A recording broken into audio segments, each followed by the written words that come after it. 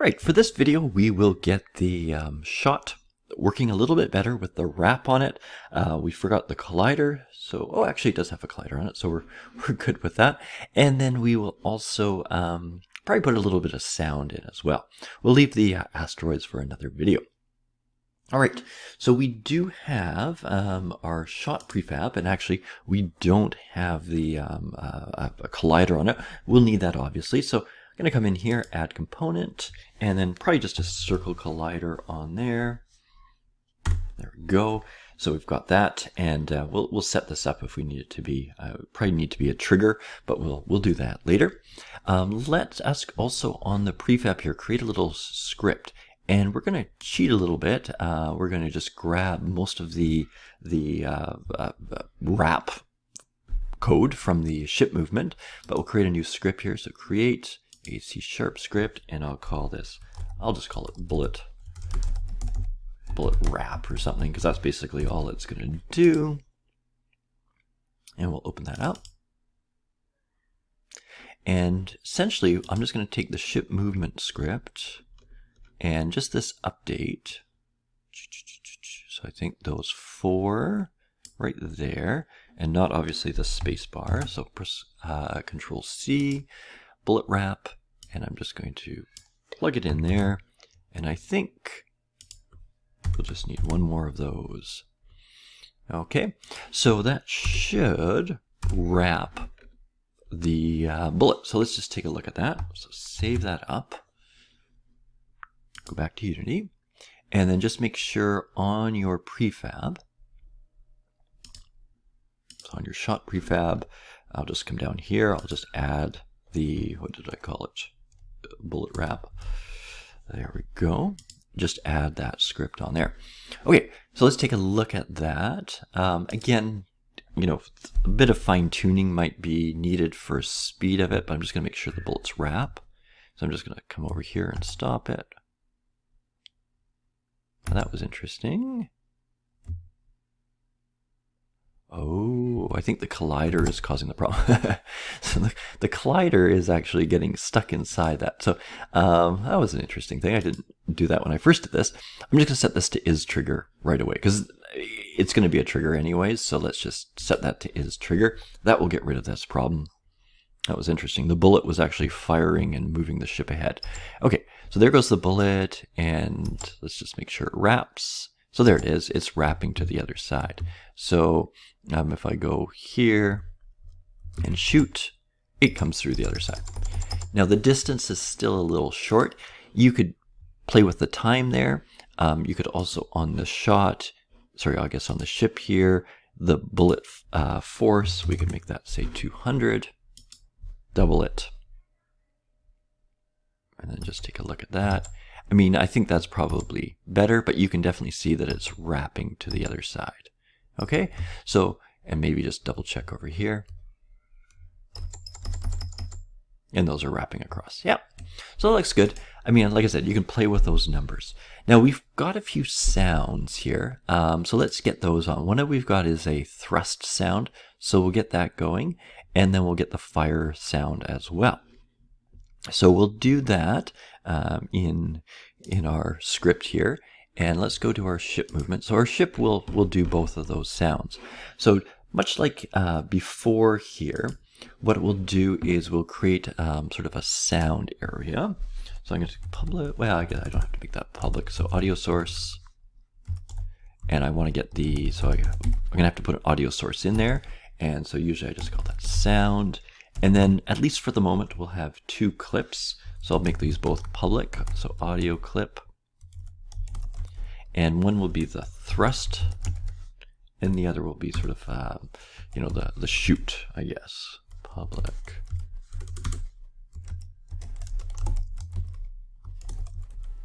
And we'll call that one shoot. Oh, and the problem is, thrust, I already have one, so let me just call that thrust sound.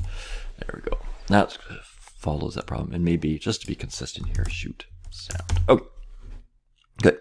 So just like I've got here this audio source, I'm going to grab the audio source here as well. So sound is equal to get component, And this will be our audio, audio source, audio clip, audio.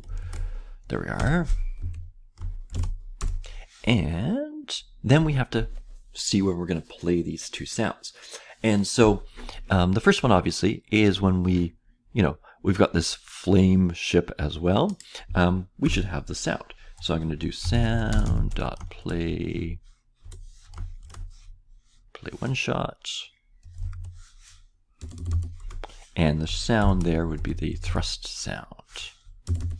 There we go. So that makes sense. And then basically I'm just going to copy this, because the other thing is obviously when we press the space bar, and then we had this get key down, instantiate the object, then we played not the thrust sound, but the, what did I call it? Fire sound, I guess, did I? Fire. Sorry, what did I call it? Shoot sound.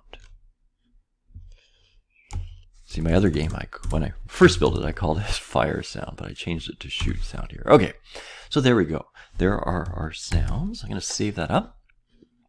Go back to Unity. And so now on our ship, we should have a couple new things. Now, before we get too far, we want to make sure that we put these in. So our thrust sound and our shoot sound. And I'm going to add a component here, and we need an audio source.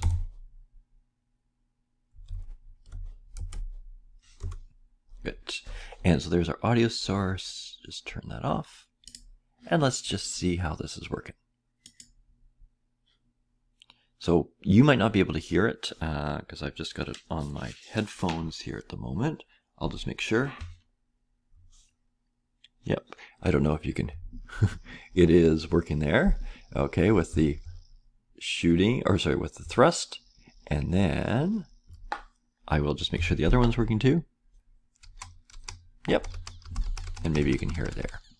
Okay. Good. So that is working. And I think that is mostly what we need here in terms of the basic gameplay. What we'll have to do next is work on the asteroids. So let's actually just bring in some of those asteroids here while we've got a little bit of time. So I'm going to go into my graphics. And what we do is we've got sort of three different ones.